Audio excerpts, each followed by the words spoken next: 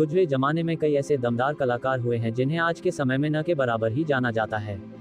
ऐसी ही 60 के दशक की एक मशहूर अभिनेत्री थी टुनटुन। टुनटुन का असली नाम उमा देवी खत्री था। वे एक अभिनेत्री के साथ ही एक गायिका भी थीं। टुनटुन के कद का अंदाजा इस बता से लगाया जा सकता है कि उन्हें हिंदी सिनेमा की पहली महिला कॉमेडियन भी कहा जाता है।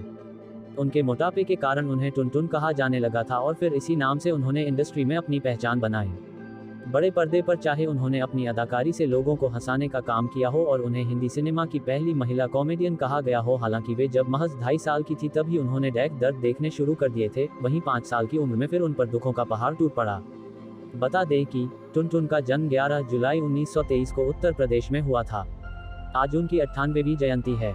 इस अवसर पर आपको आज गुजरे जमाने की इस अभिनेत्री के बारे में बताते हैं। महज 2.5 साल की उम्र में टुनटुन अनाथ हो गई थी। वे इस छोटी सी उम्र में ही अपने माता पिता को खो चुकी थीं।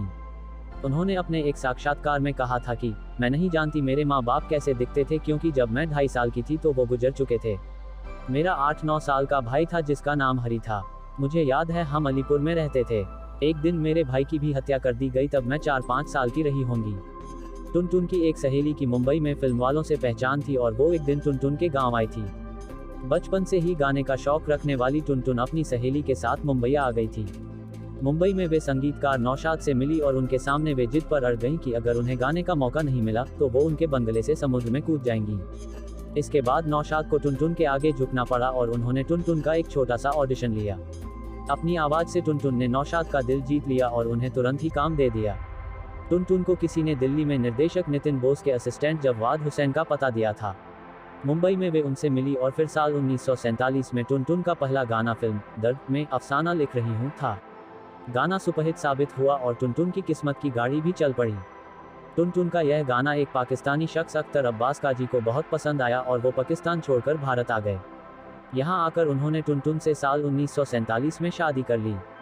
टुनटुन ने 45 गानों को अपनी आवाज दी और फिर अभिनय में भी हाथ आजमाया। फिल्मों में भी टुनटुन को मौका नौशाद ने ही दिया था। नौशाद ने टुनटुन को फिल्म बाबुल में काम दिया था। टुनटुन की गायकी के बाद दर्शकों को उनकी अदाकारी भी पसंद आई। कॉमेडी रोल से तो उन्होंने खूब वाहवाही लूटी। अपने 50 साल से अधिक लंबे करियर में उन्होंने करीब 200 फिल्मों में काम किया।